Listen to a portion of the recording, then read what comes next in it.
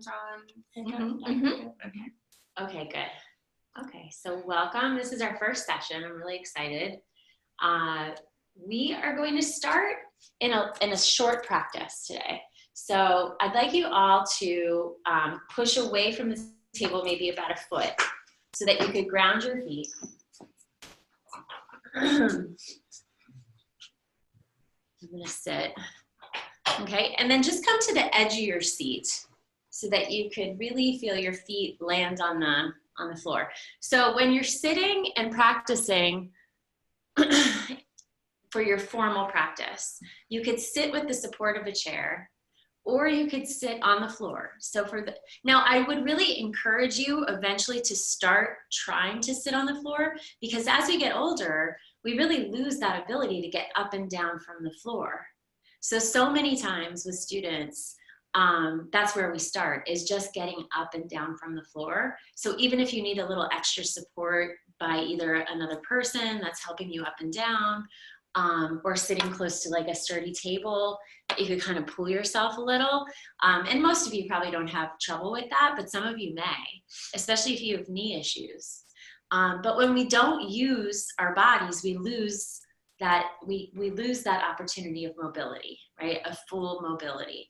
And I want you to think of movement as not an opportunity to go to any extremes. It's just maintaining the healthiest range of movement in anything that we're doing. And not that we're going to do a lot of movement in this setting, but just that up and down is really important. When you do sit on the floor at home or here, you may do it here, I don't know, maybe get wild, right? You should use the support of a sturdy pillow. Okay, so a bed pillow wouldn't work, right? You'd be more, you'd feel more supported in your low back with the support of a cushion from, there's formal meditation cushions, of course, that you could purchase. You can get them directly from me. We'll talk about that more as we move along if you feel like you need it. But for now, you could just use your couch cushion, right? Just take it right off the couch. They're usually a little more sturdy. And then sometimes it's nice to have 2 rolled towels or blankets just under the knees. So we'll kind of, work through that as we go along. But for now, just sitting in the chair is fine, but we don't want to cross the ankles or the knees. I want you to feel like your feet are really against the floor. Sometimes it's nice to just take your shoes off, especially if you're at home, so you can feel the bottom of your feet against the ground. Or if you're practicing outside with the warm weather coming, just landing your feet against the earth has a lot of benefits, which we'll get into as we move along. Okay? All right, so sit up nice and tall. Close your eyes.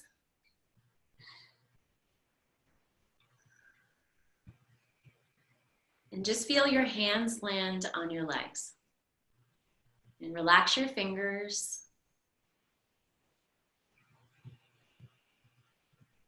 Just notice your body sitting. And notice that you're fully supported in this seat right now.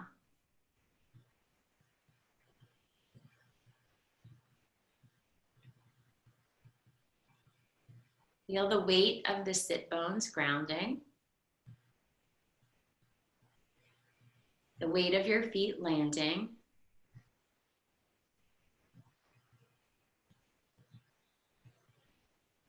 The weight of your hands on your legs.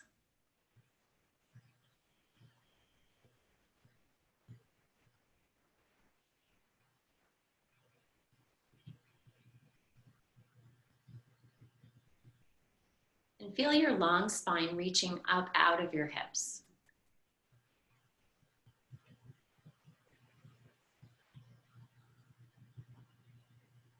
You can even lift softly through the heart center up towards the ceiling or the sky. And with that gentle lift, see if you could pull your shoulders back and down gently. You could even physically move them, even rounding the shoulders up, back, and down.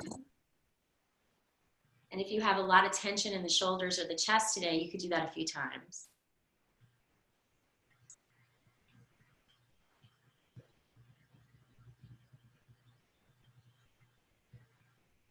Just returning to stillness now.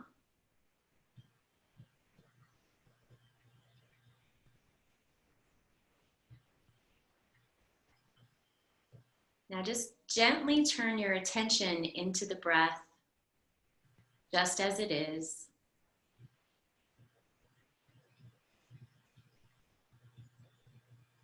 Noticing the parts of the breath.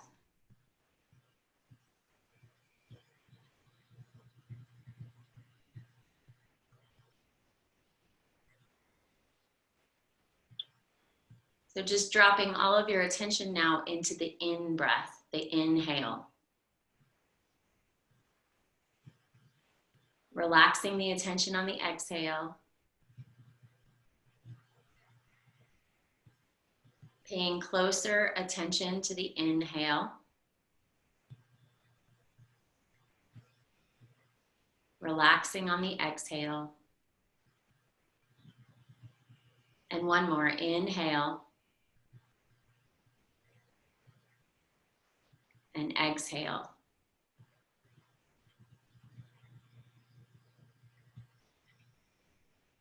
And just letting the breath relax now, returning into its natural rhythm.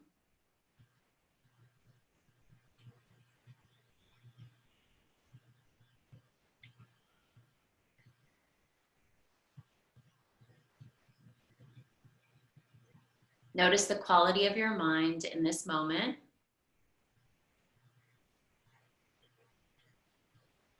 The mind feeling a little more spacious and calm.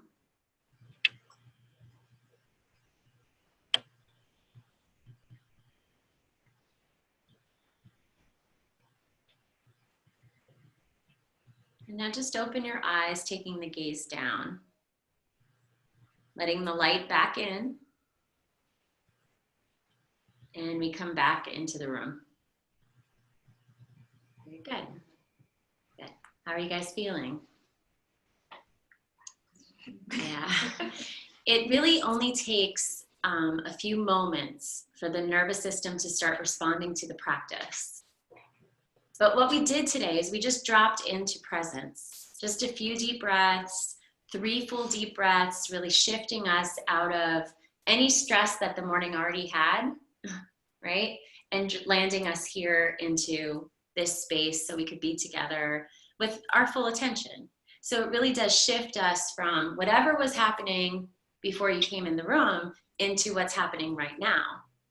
And that's really where we start, right? Is just landing into present moment awareness, which is really the definition of mindfulness. All right. So we could discuss and think about and learn about this practice in really simple ways, right? And when you feel like your mind gets wrapped up and it feels too complicated because you're learning a lot as we go through, we're packing a lot in, right? I want you to just simplify it. That all I really need to do right now is be here, right? In this room, just the way it is, with all the sounds going on, with the temperature, with the people we're with, just as you are, right? In this body, just as it is, in this breath, just as it is, in this feeling tone, just as it is, which is, you know, all the things we'll be working on as we go along in the practices. So where we're starting today is we're talking about, or what I want you to think about as we start is the qualities of the breath, okay? And we're gonna start by just talking about what is the breath. Who's thought about the breath at all? Has anyone ever done any breath practices? Okay, good. Through yoga or other methods? Right, right. But often we don't think about the breath until there's a problem with the breath, right? And anyone have asthma, right? Okay, so that could be, that's interesting, right? Because a lot of memories with the breath could hold some trauma there of not being able to breathe, right? So why do we start with the breath? Because the breath is the link in to start working with not only the mind, but with the body and with the heart and with the emotions and with presence, full presence. So it is the gateway inside. It's a gateway right into our central nervous system. All right. What we're trying to do is find some steadiness, because often we notice, especially as we start looking in, that the mind is really unsteady, right? Very unpredictable. Thoughts could come from anywhere, right? Sometimes you'll be sitting in practice and you'll notice like a thought that is something that you didn't think about for 20, 30 years, right? Something that you'd gather some more insight on, maybe a problem that you've been mulling over for quite some time, and an answer will come, right? The mind is very unpredictable. The mind, though, wants to be in control of any situation that we're in, right? So especially when we find ourselves in a situation that could be uncomfortable, right? The mind will start kind of trying to manipulate the situation so that we find some sort of comfort or ease. And what we're trying to do is say, okay, no, mind, get out of the way, right? I see you. I see that you're trying to be a part of this, but I could find ease elsewhere, right? So that's interesting. It's a different way of being with the mind. And notice that I'm saying the mind instead of your mind, right? So we start thinking and associating with the mind in a different way, because we know that regardless of whether or not we're comfortable or uncomfortable or present or not present, right? In any situation, the mind will think and create a story or gather a story from a different circumstance that perhaps we've had been in that's similar, or want to be somewhere else, right? Something that's more comfortable. Remember, what we're doing is we're kind of forcing ourselves into a space that we're able to be with discomfort in a way that's healthy, right? In a way that we can hold it with a sense of ease, awareness, and compassion, right? So the breath is the link in. Anytime we drop into the breath, whether it's in a formal practice or if it's in a micro practice, like what we just did would be considered a micro practice, or whether we're driving in the car and get cut off in traffic, right? Anytime that we drop into the breath with full awareness, it lands us into the present moment. And that's where our power is. That's where we have more capacity to feel aligned with a sense of authenticity and wisdom, right? That's where we're able to respond better in any situation, okay? So all it takes is 3 conscious full breaths in any situation to land us here. But you see how when we sat and we kind of just noticed, okay, here's my body sitting. This is what it feels like, right? This is what's happening right now. Now I'm looking at the breath. You can see how that even creates more awareness and ease inside. And we start really calming down into the moment. Okay. So so what is the breath? We talked about it being the gateway. So what is it the gateway for? That's the question. Any ideas? What is the breath the gateway for?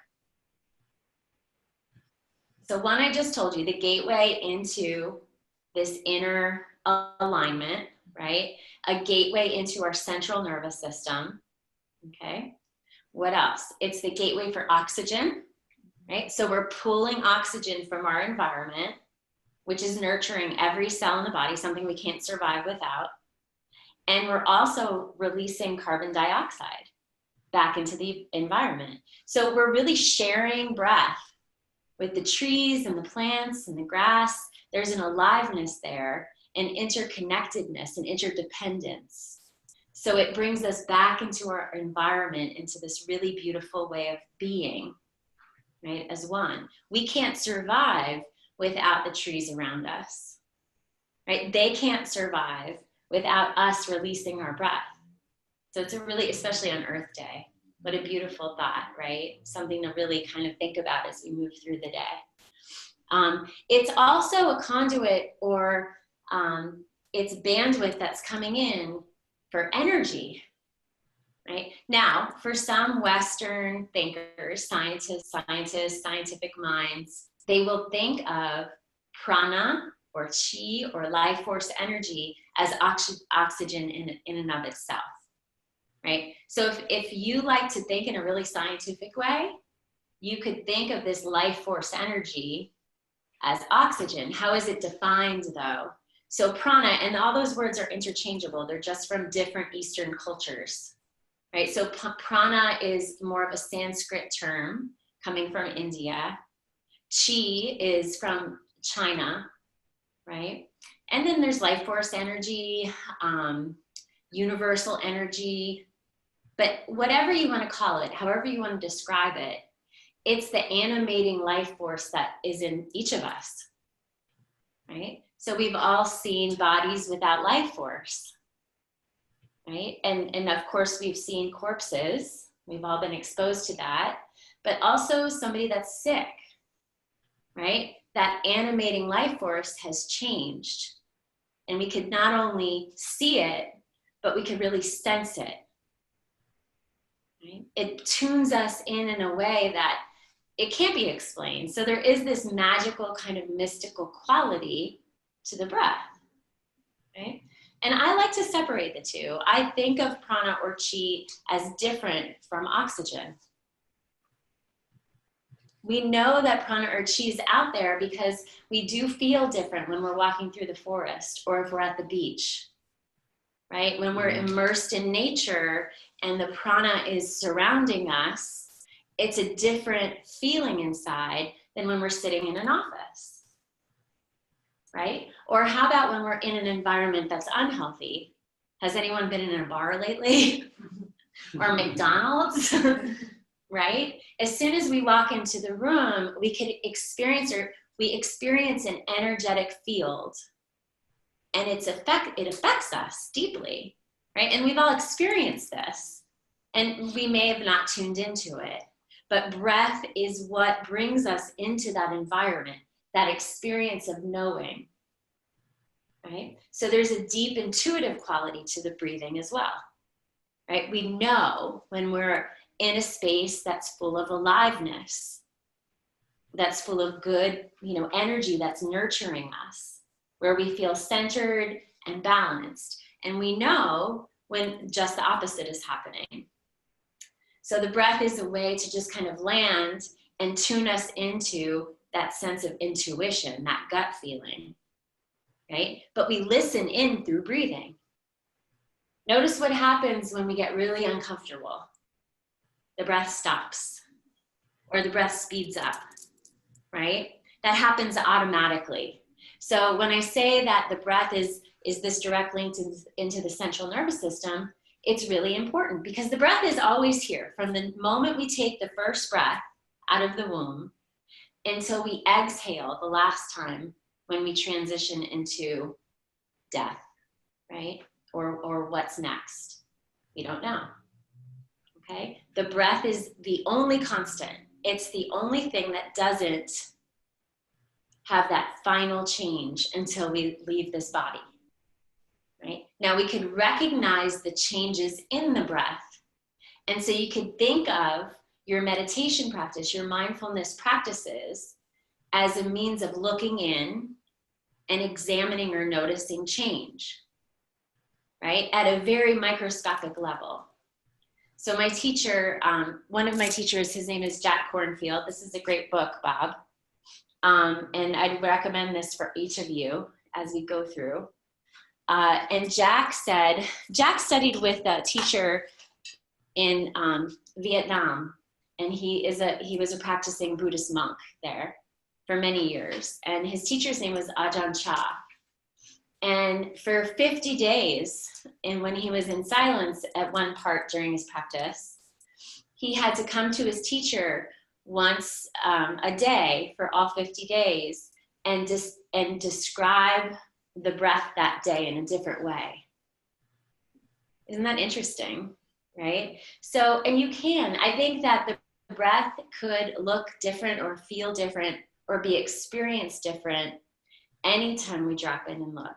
And you guys will start noticing that, okay? But the qualities of the breath that I want you to really kind of focus on for the first 2 weeks that you're practicing are what qualities are there right now, right? So today, what I brought your awareness to, was the in-breath coming in. Okay, what's the other part of it? The out-breath, the exhale, right? There's different qualities there. So what qualities are in the inhale? Okay, what did you notice? What was there for you? There aren't any wrong answers. Fullness. A fullness, good. Anything else? Okay, let's look at it right now. So just sit up nice and tall. Okay, close your eyes. And I'd like you to all come up with one word describing your inhale. So close your eyes, sit up tall, and take 3 full deep breaths, focusing on the inhale.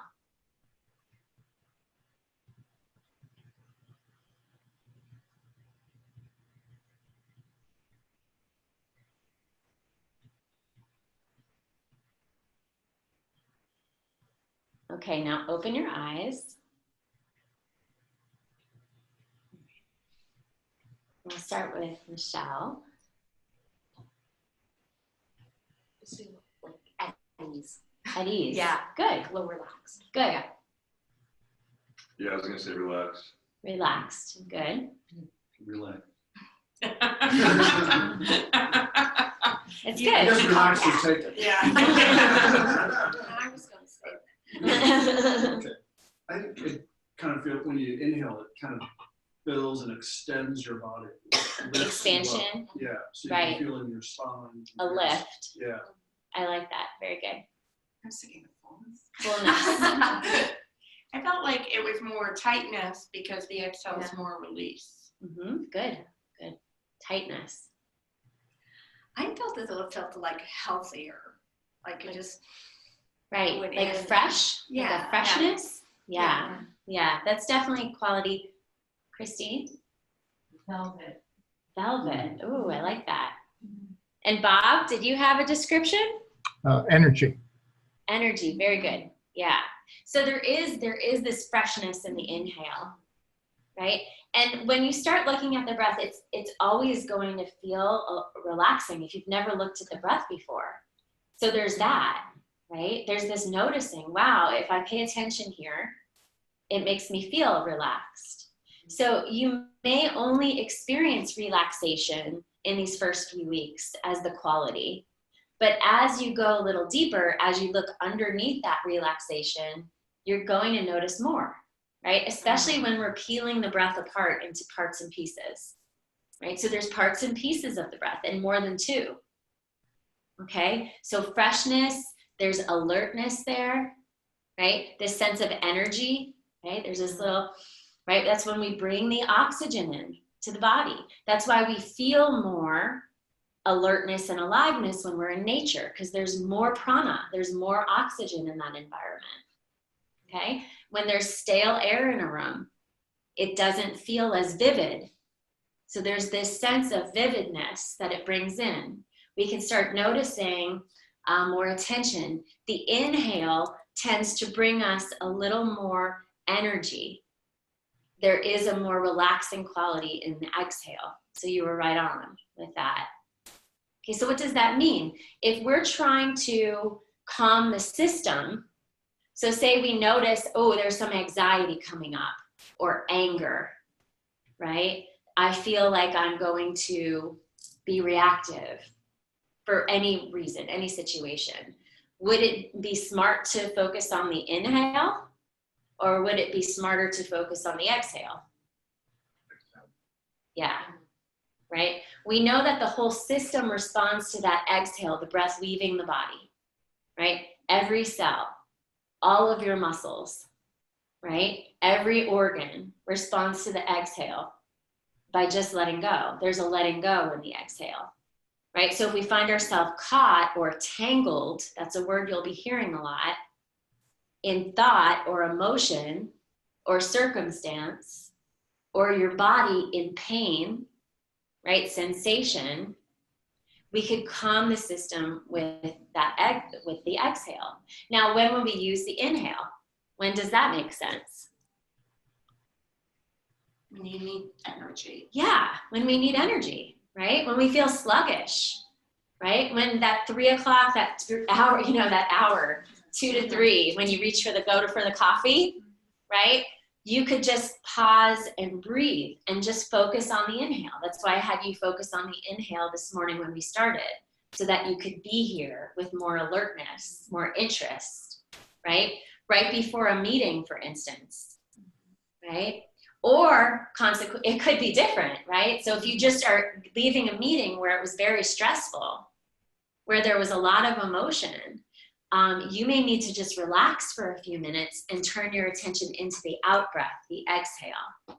So you could start using the qualities of the breath right away to support your system in any circumstance, okay? And now breathing is different than mindfulness. So this is a different part. This would be more of a skillful means to support your practice, okay? So skillful means is another word I want you to start thinking about more, because each of you are going to need different things to support yourselves, because we're all different, right? We all have these human bodies, we all have breath moving through it, but we all have very different circumstances. We all have different bodies that have had different injuries or illnesses or amounts of exercise, right? And we all have different circumstances in life, emotionally, mentally, and physically. So there's different practices that are going to feel more supportive right now. And as you go through, you're going to notice that perhaps some of the skillful means that really felt supportive in the beginning aren't serving you the same way on any particular day, right? And that doesn't mean that you're doing it wrong. It just means that you need something else right now, okay? So you're always trying to tune in to what's happening right now. What do I need to feel more balanced, right? Whether that's in the mind training practice, whether that's in the breathing practice, or whether what you really need is some movement, or maybe what you really need is some sleep, like I mentioned the other day, right? So we have to navigate the changes, and that's what this practice teaches us, to look in, okay?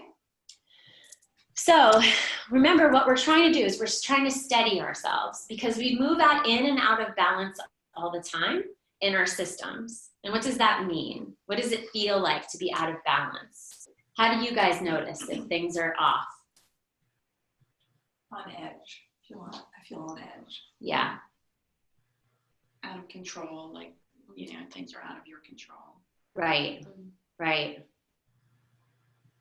Anybody else? Anxiety. Yeah. Yeah. Do you know what that feels like in your body? Jump out of your skin. Yeah, Yeah. that's a good description, Yeah. right? Yeah.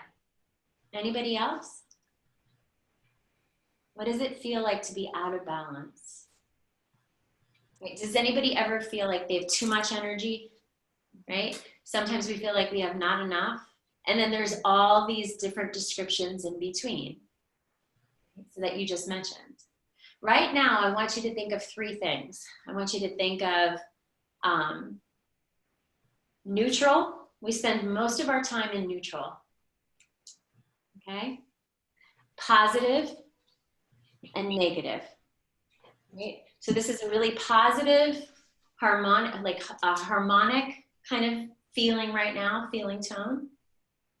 Or this is a really negative tone. Anxiety could feel negative. Anxiety could also feel positive though, can it?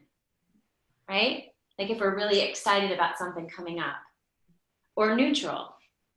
Right? So we spend a lot of time in neutral. We spend a lot of time in positive. We spend a lot of time in negative. We could also call positive and negative pleasant.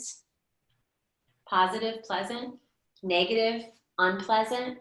All right? So those are the 3 realms I want you to kind of reside in for now. As we move along in the training, right, we're going to dig a little deeper and see what else is there. But for now in the practice, when you're sitting quietly and just focusing on the breath, because that's all we're doing for now, right? Whether we're doing it in a formal practice way or whether we're just using the qualities of the breath that I just talked about to support you as you go through your day. What that's going to do is it's going to force you to pay attention right now into this moment, that moment to moment awareness. Okay, so there's two ways you're using it. In your formal practice, out of your formal practice. When you're in your formal practice, when a distraction rises up, we're just going to name it as pleasant, positive, unpleasant, negative, or neutral, and then return to the anchor of the breath. But how do we establish that anchor, right? So that's why we're here. The anchor, what is the anchor of the breath? What do you think it could be in the formal practice? Any ideas? Okay. So it's a way to land into present moment awareness. So we establish an anchor at the beginning of practice that we could return to again and again and again. Because we know that the mind wants to stay in control. We know that the mind can be very busy. We know that the mind could feel really out of control. We know that the mind could feel calm, right? When we notice any distraction, whether it's in the mind in any of those circumstances, or whether the distraction is sound, whether the distraction is in your body, whether the distraction is your cat walking into the room, right? Somebody else interrupting, whether the distraction is feeling or emotion coming up. We're just going to name the distraction as something that's neutral, positive, or negative, and return to the anchor of the breath. So we have to establish that anchor as soon as we get started. All right? And that's your job. For the next 2 weeks, your homework assignment is to sit in a formal practice for 3 to 5 minutes. Okay? So for some of you, 3 minutes may go by like that. It might be really quick, too quick. You might need more time. For some of you, 3 minutes might feel like agony, right? Now it could change from day to day as well. The key is, I want you to start with an amount of time that is sustainable and an amount of time that you could be successful with. And I know that all of you could make 3 to 5 minutes every day for this practice. Okay? So it's really up to you whether you sit for that 3 minutes or the 5 minutes. The goal is to decide what's right for you right now. Okay? But establishing an anchor. So number one, we're working with the breath in our formal practice. So everybody understands we're talking about formal practice today, which is your daily anchor practice. And then there's these little pieces and parts of noticing the breath and how it feels supportive as you move about your day. Okay? When we're in our formal practice, we're trying to work with the breath just as it is in its natural state. Why? Any ideas on that? It's different than what we just did, right? When we forced our attention into the inhale. So why would we want to work with the breath in its natural state? I'll tell you. Just go ahead. get very present. Yeah, right? So we're trying to really kind of, we're trying to find some curiosity and interest in each practice. So it's almost like sitting, we sit and land in our practice, land in our body, land in our environment, and then we pause and turn in to see what's there. And then you might notice, ooh, I'm trying to control the breath, right? So that control kind of part of you that comes up sometimes, right? Noticing that and letting it go. And that could be years of practice, okay? Just noticing that I'm trying to control the breath and let it go, right? What else is there? How is the breath now? What am I noticing? Where is the breath now? Where is it landing? So when we're establishing anchor for practice, we want to really feel into the breath inside the body. The first foundation of mindfulness is mindfulness of the body. The breath falls into that category. So we separated it out in these first few lessons, but really mindfulness of the breath is mindfulness of the body. That's how we connect. We can't really separate the two because the body breathes. So whether or not we're paying attention to the body's breathing in and on its own. The body's responding with the breath changing on its own. The breath is changing because the body is moving through the world in its capacity, right? So if we're walking down the street, the breath changes. If we're sitting still, the breath changes. If we're hiking up, a mountain or a staircase, the breath is changing. If we are in an emotional situation, the breath changes. When emotion comes, the breath changes. When tension comes, the breath changes, right? This is really a study of what's happening right now inside the body by looking at the anchor of the breath, okay? So we work with the breath just as it is. And we want to really reinforce that because what if the breath is hard to access? What if we have an asthma attack, right? Seasonal allergies. What if you have a cold? What if you're sick with the flu, right? What if you are getting chemotherapy, right? The breath we always have access to in wellness or unwellness, in ease or disease.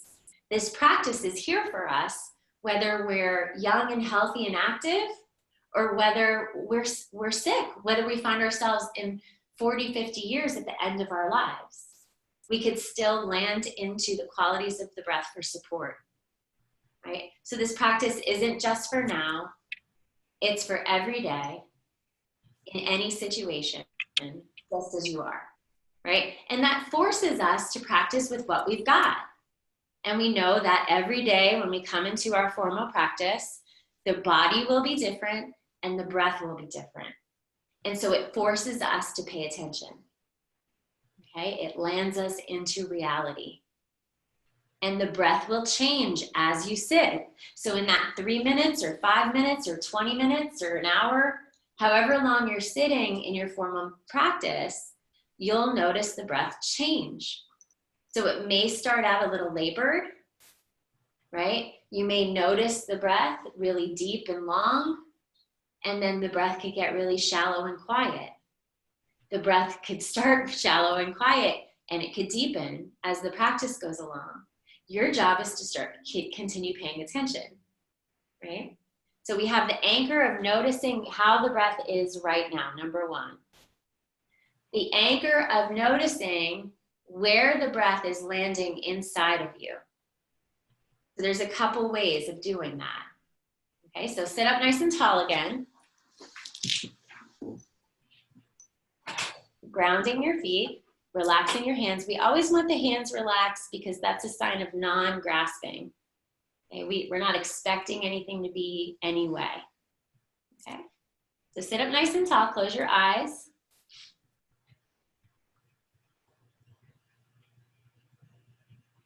Just landing in your body, in your seat.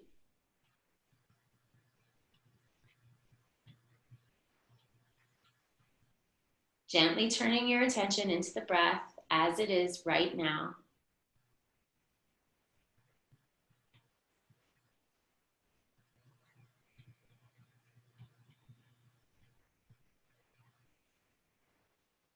Where do you feel the breath most landing inside of you?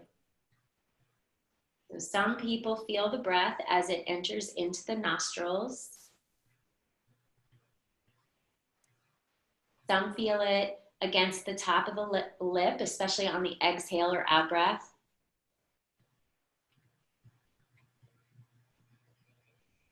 Some feel it at the back of the throat. Notice how the breath kind of gathers and swirls around there before it goes down into the lungs.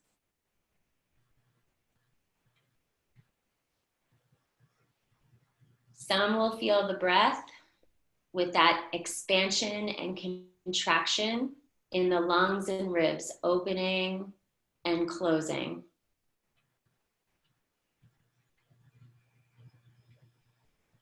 And some of you will feel the breath really low in the body, in that belly space. So see if you can relax your belly and soften. And take a deep breath in to the belly and out.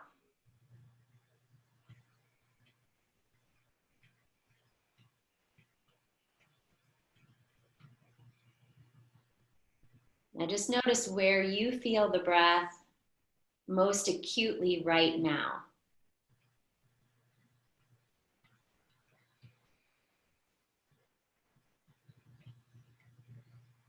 And stay there with the breath for another moment.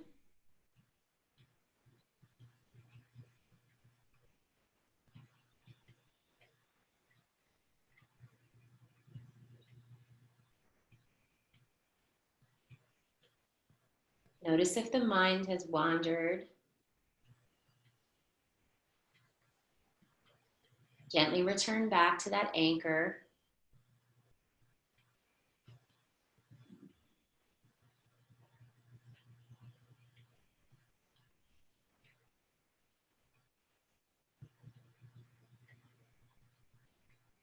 Now opening your eyes, taking the gaze down, and then returning to the room. So notice how still the mind got, right? With all that focus on the breath, right? The mind stills, okay? The mind can wander. The mind can get distracted. It could return into that stillness. But the anchor provides a lot of relief for that wandering, for that distraction, okay? Where was your anchor inside your body? Where did you feel it the most, the breath? Your belly. Yeah. Cool. Like in the chest. In the chest, expansion and contraction, yeah. Pretty much same. Same. Sometimes, I'm having difficulty because I'm getting over a cold, so, right. you know. So you're working with the breath just as it is, which is important, Sure. right? And that you know, if you're all congested up here, that's the place to go, because you may not feel the breath at all. You may have to breathe in and out of the mouth, which is fine, right? So we could focus on the body breathing. Just that expansion and contraction could be a beautiful way to settle, right? Good. Where did you feel it most? At the bottom of the sternum, very bottom of my chest. Like the diaphragm? Yeah, Interesting, good. And you practice yoga. I do Pilates, but Okay, but still, so I do a lot you're when tuned I'm in. doing that. Yep. Focus on breathing, man. Right, right. And so that's interesting. And it's something to bring up, because who else is in a physical practice that is using the breath quite a bit? Any runners or skiers, right? Or even just walking.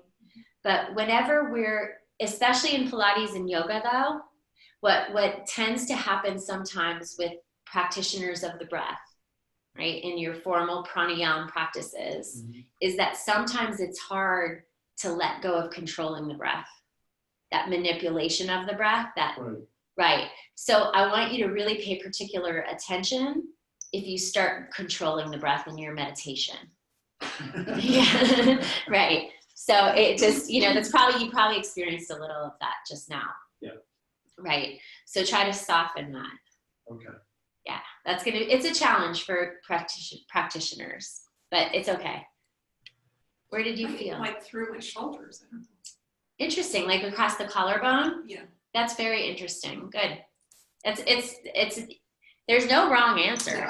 Right. So it's just interesting because it's sometimes very hard for people to access that space, but it is a good place to access, especially for women, because we tend to pull forward, especially when we're sitting a lot, and these muscles really shorten and tighten. So if you could access that, it could release a lot of tension, but it's not something I teach right away. So that's kind of interesting. The belly. Belly. I hurt the back of my sinuses. Good. Yeah. That's swirly. Change in temperature too. Yes. Yeah. Oh, I'm so glad you noticed that. Yeah. Interesting. Yeah. Yeah. Very good. Christine? belly. So the belly space is also interesting, just as a side note. Oh, Bob, I'm sorry. Where did you notice the breath most? The back of the throat. Back of the throat. Very good. Very good. We tend to lose, when we're sick with a cold, that's where we tend to lose access to the breath right away, right? So just something to note. But the belly space is a space that we'll talk about quite a bit as we move along, because it's this really powerful space to ground energy, right? The space below the belly is called the hara in Japan. And the hara is this space of wisdom, and like primordial wisdom, ancestral, right? This deep space of knowing. And in our culture, we say the same thing, just use different words. What do we say? I just had this gut feeling, right? I felt it in my gut. We know, right? And that knowing, that deep sense of knowing is always available, right? So it's a place to go when we really need to pause and kind of gather some intuitive decisions, authenticity, wisdom, truth. It's all here, right? And we can really start to learn how to access that space, right? Okay, so I'm just checking my notes here.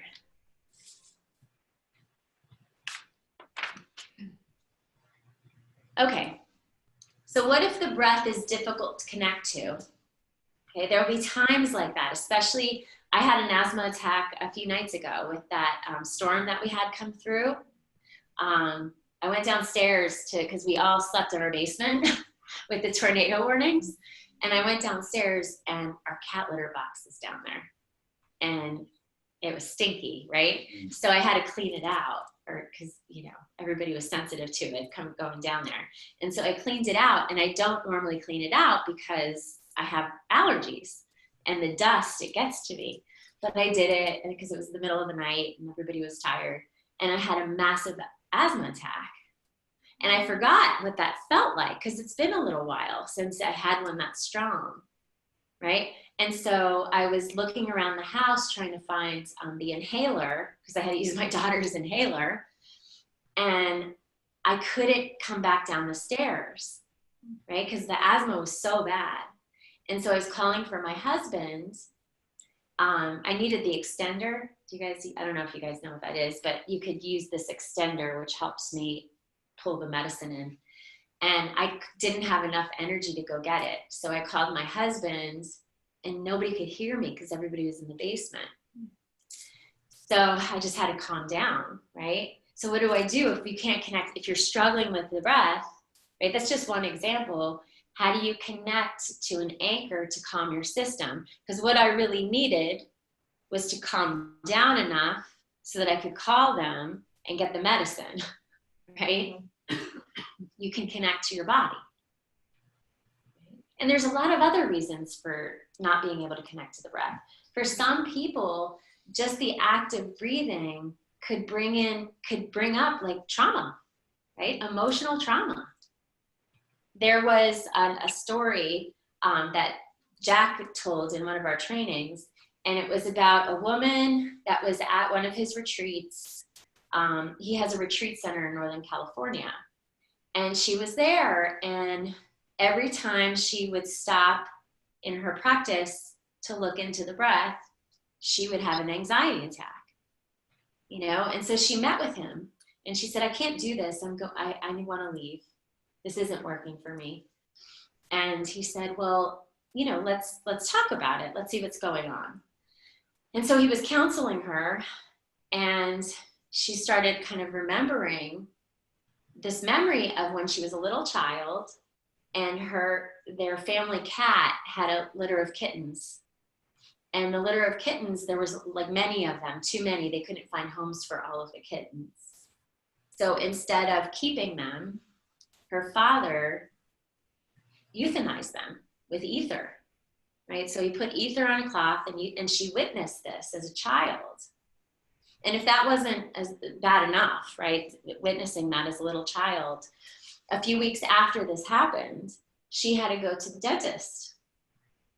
And this is back when they used ether to numb or pull the teeth or calm the system. And so as soon as, now my husband, I was telling him the story and he said, do you know how long ago it was that they used ether? I'm like, well, I don't know. But this is, you know, how he told the story. And as soon as they pulled the ether out and she smelled it, well, she thought, you know, she was in a full panic. You know, it's very traumatic. So of course, tapping into the breath, you know, this is something, things that you may have not thought about since you were a little child can come up for you, right? Instead of digging deeper, if you have something really emotional come up, all right, I want you to just acknowledge it as unpleasant and return to that anchor. If you can't establish the anchor in the breath, or if you notice that the breath brought up the trauma, right? I want you to just drop into the body. So a couple of places of dropping into the body is just your hands resting on your lap. So sit up tall for me and cross the legs. Just close your eyes for a moment and bring all of your attention into your hands.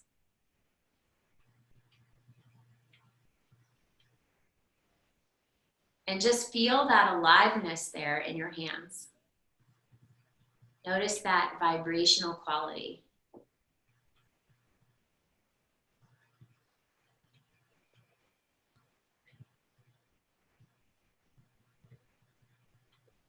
Notice the weight of the hands.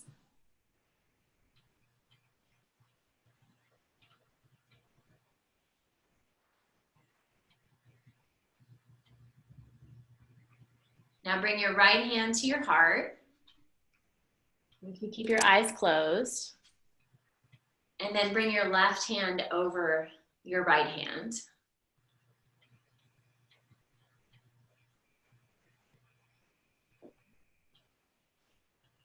And just feel the body itself breathing. In a felt sense, just noticing the rise and fall of the chest.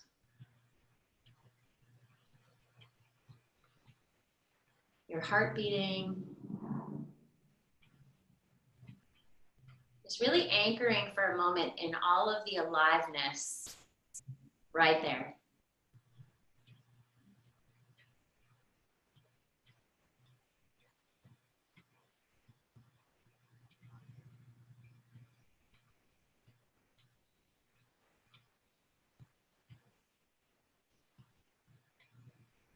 Just take a soft bow of your head.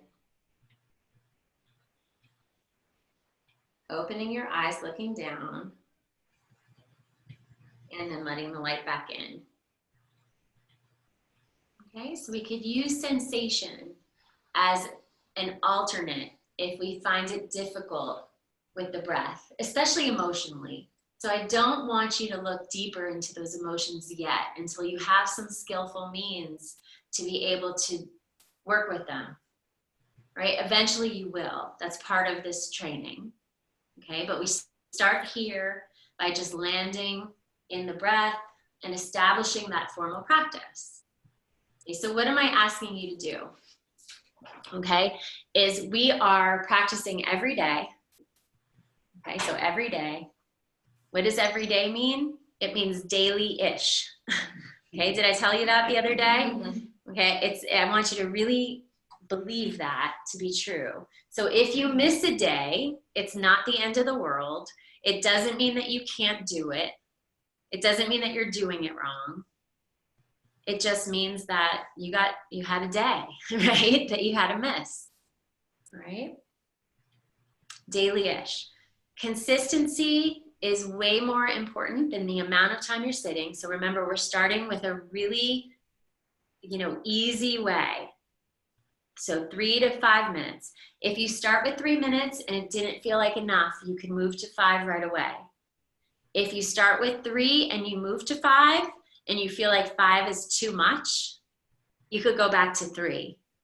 So as long as you're getting those 3 to 5 minutes in every day, okay?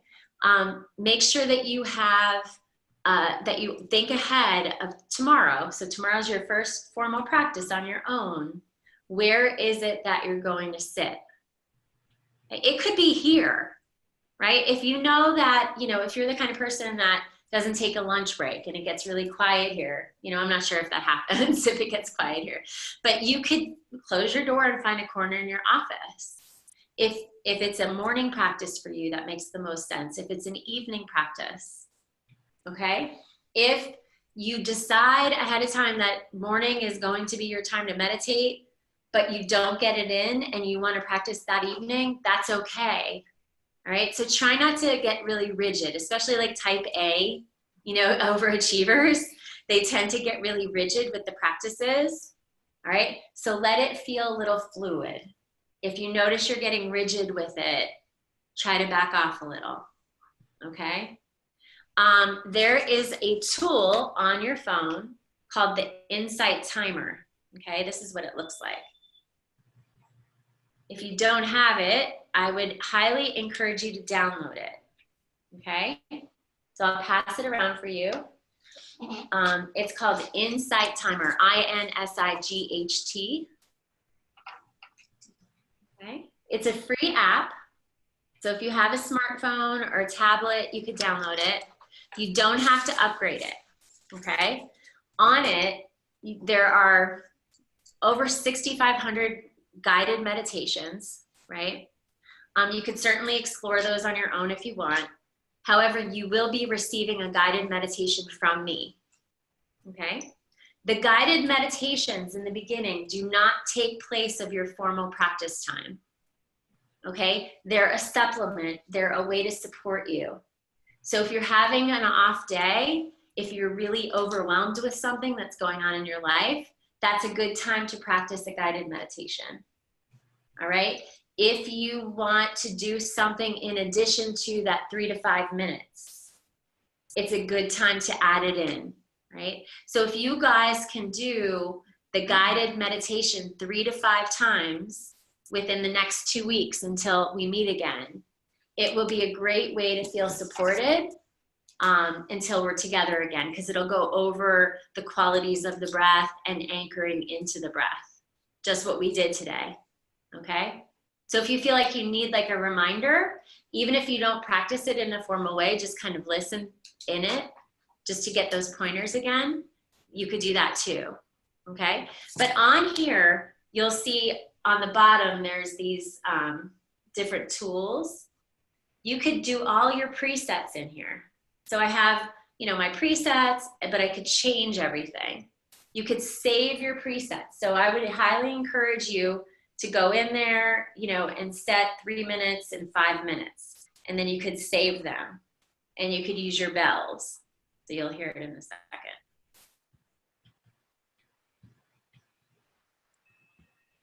You can make it louder, right? So you'll hear it. So you could set the bells. There's all different sounds you could use. It's a great tool. It's something I've been using for years and years. We could be friends on there if you want to be friends. Studio B has a group page on there. So you could join that group, send me a request, and then I'll invite you in, okay?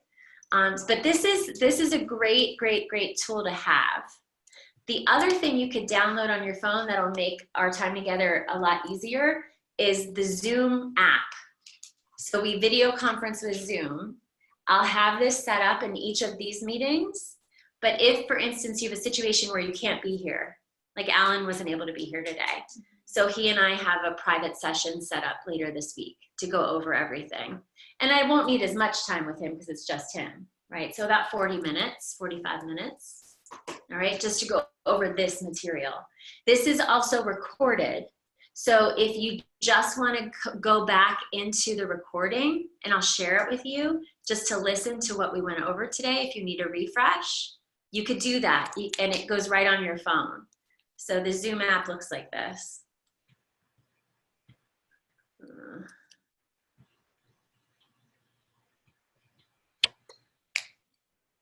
And Bob, I don't know if you used the app on your phone or if you used it on your computer. That's what it looks like. But this is also free. So it'll ask you to register but we have an enterprise solution. So anytime I invite you to content, it's free for you.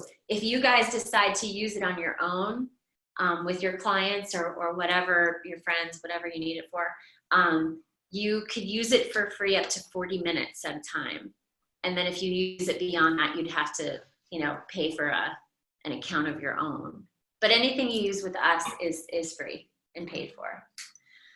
What else? Let's see. Oh, do you guys have like 3 more minutes? Mhm. Okay, so 2 more things you could do if you feel that you get overwhelmed in any way with the breath. You could add a whisper to the meditation, okay? What I mean by that is you could use words or a mantra that are meaningful for you. So something like, I breathe in peace, I breathe out stress, something like that. Anything that you feel connected to, that's what's important, right? You could just use one word, peace, releasing, whatever, peace, releasing stress, whatever feels right, okay? What I mean by the whisper is only 5% of your attention should land in that whisper of the mantra. The rest is on the anchor that you establish, whether it's in the breath or the body. Does that make sense? Okay. And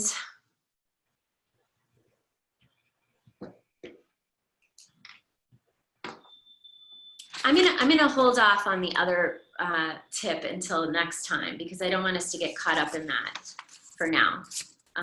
So working with the breath as it is, anchoring in the quality of the breath, anchoring in the part of the breath that you need in that moment, right? Especially in the meditation, if you start feeling like sleepy, you could take your attention into the inhale for a few breaths because that'll bring the alertness back into the practice. If you notice yourself getting anxious in the meditation, in the formal sit, you could direct the attention into the exhale to calm the system. Usually 3 to 5 breaths there is plenty, okay? We could use the qualities of the breath in a way that's breath practice throughout any part of your day. So those little micro practices, just fitting them in when you need it. What questions do you have?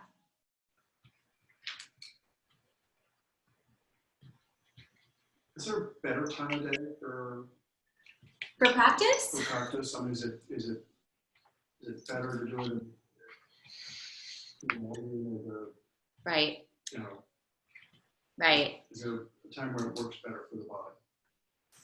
It depends, right? It's so individual. So for me in particular, my morning practice is really important. So if I don't start my day there, everything else kind of feels off the rest of the day. So it's the priority, right? Whether I do that before or after I exercise, that morning time for me is just the priority, the only priority, right? For other people, it's after work or before bed. I've started meditating more before bed because I've been having some trouble sleeping, out of nowhere. So it's been helping me, even in the middle of the night, just doing some practice in the middle of the night just to get back to sleep. That's Okay. what my main problem is. So you want to notice where it feels most supportive for you. So if you're not sure, right? Some of you may already know, I'm a morning person. It makes the most sense in the morning. I'm not a morning person, right? I'm a night owl. It makes most sense to do after. It just depends on your schedule, your natural rhythm, right? What your day looks like. You have to figure that out on your own though. So I would try some different times if you're not sure. Okay. And then see what makes the most sense for you. Anything else? The name of that app again? The Insight app? Is it Yes, just one word? Insight Timer. Okay. Yeah. And then you're already on Zoom. So if you didn't download the app on Zoom, you can. Okay. Yeah. And it's pretty easy to use. So you could download that app. Say you're traveling right? You could dial in and just dial in audio only to this call and just listen in, right? Which is great. It's great that it's on here. Okay. If you guys have any trouble with it, let us know. We'll help you. We'll walk you through it. But anything else? Do we, if we're doing this, our daily practice, when we come out of it, should we be making notes of anything that like came up Right. during the course of the practice? You can. Yeah, absolutely. Journaling is such a great, I'll offer some journaling and free writing in the homework. So you'll see that today when you get it. So I definitely recommend definitely having a journal or a notebook for the time that we have together. But if you want to keep a daily meditation journal, that's a wonderful supportive tool to have, right? Anything you notice, you could include some free writing, especially when we get into mindfulness of feelings with Christine. We'll be leading most of those. It could be really, feel really supportive to do that. Yeah. Okay. It's amazing when you come out and just start writing. And then go back and read what you wrote a day later. The kind of clarity and insight that can come through. Right. The only thing I don't want you to do is if you're in your formal meditation and you get a great idea in the middle, Don't stop. I want you to resist that urge to stop and write. Gotcha. Yeah. I'm telling you right now, and this is with years of experience, if you have a great insight during your meditation, you won't lose it. Okay. You'll still remember it after. Okay. You know, so don't, and that'll happen from time to time.